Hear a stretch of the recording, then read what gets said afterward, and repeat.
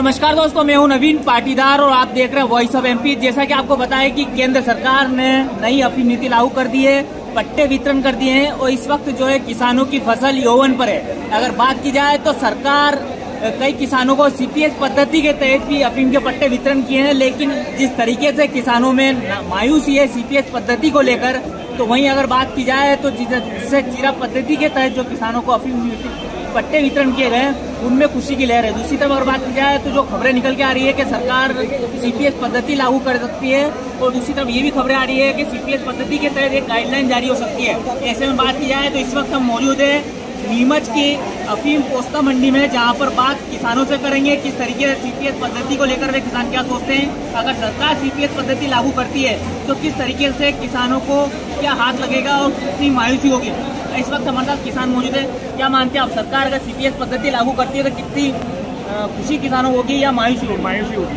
मायूसी इस वजह से होगी, किसान उसमें ना तो पोस्ते दाने ले पाएगा, ना कुछ चीज़ें एक्स्ट्रा जो आती है किसान को आए पाएगी, तो उससे किसान कोई संतुष्ट नहीं होगा। थोड़े टाइम के बाद किसान ये सोचेगा कि गेहूं चने की फसल लेना बेटर है अफीम के बजाय।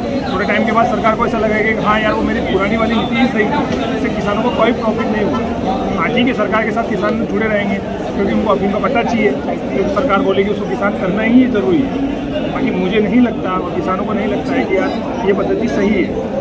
क्या मानते हैं, सरकार जो है एक टेस्ट कर रही है, अभी तकरीबन जो है 1600 से ज्यादा किसानों को सीपीएस पद्धति के तहत जो है अफीम के पट्टे वितरण किए हैं। सरकार ये सोच रही है अगर सक्सेस होते हैं तो और किसानों को सीपीएस पद्धति के तहत हम जो है पट्टे वितरण कर देंगे। तो क्या मानते हैं कितना बड़ा घाटा किसानों को, क्योंकि डोड़ा हाथ नहीं लगेगा, पोस्ता हाथ नहीं लगेगा, चूरा हाथ नहीं लगेगा। तो क्या मानते हैं सरकार की ये नीति जो है वो सही है या नहीं है? नहीं, सही नहीं है सर, गलत नीति है। जो किसान जो भी आप सरकार पद्धति करेगी, उनकी किसानों से आत्मा से पूछो कि क्या उससे संतुष्ट है नहीं है, वो मजबूर है जो किसान सरकार लेगी उसके लिए देने के लिए। बाकी किसान इच्छा नहीं है कि उसको उस पद्धति में लिया जाए, किसान चाहेगा कि उसका चीरा ही लगे। अभी भी किसान कितनी रिस्क लेके कि अफीम की खेती करता है, रात दिन रात जो है अपने एक बच्चे की तरह उस अफीम के पौधे को बड़ा करता है, रखवाली करता है, ऊपर से सरकार सीपीएस पद्धति लागू करना चाह रही है। तो क्या मानते हैं आप, किसानों के लिए कितना गलत है ये? काफ़ी गलत है।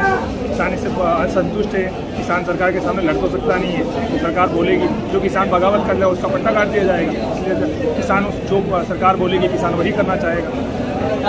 किस तरीके से आप उस पौधे को बड़ा करते हैं, कितनी रखवाली करनी पड़ती है? एक बच्चे की तरह उसको बड़ा करना पड़ता है पौधे को, और किसान को 2 महीने से 3 महीने वहीं सोना, घर बार और बच्चे छोड़ के वहाँ खेत पे सोना पड़ता है। और ये सरकार को मानना चाहिए कि चीरा पद्धति ही सही है। अच्छा, ये थे किसान जिन्होंने कहा कि चीरा पद्धति ही सही है, ना कि सीपीएस पद्धति लागू करने की चाहिए, क्योंकि जिस तरीके से लगातार जितनी रखवाली अफीम की खेती किसान करता है, जिस तरीके से एक बच्चे की तरह अफीम के पौधे को बड़ा करता है, और दूसरी तरफ अगर बात की जाए तो अगर सरकार सीपीएस पद्धति लागू करती है तो किसानों के हाथ कुछ नहीं लगेगा, क्योंकि एक डोड़ा जो है वो सरकार ले लेगी, इसके अंदर से जो पोस्ता निकलता है, डोड़ा चूरा निकलता है, वह किसान उसको जो है एक इमरजेंसी फसल मानता है कि उसे कभी भी लाकर बेच के वो अपना परिवार चला सकता है। ऐसे में अगर बात की जाए तो इस तरीके से सीपीएस पद्धति लागू होती है तो किसानों को बड़ा घाटा हो सकता है, और किसान इस अफीम की खेती से पलायन कर सकते हैं, इससे रुख जो है अलग कर सकते हैं। ये था अब तक का अपडेट। इस तरह के अपडेट के लिए बने रहे हमारे साथ।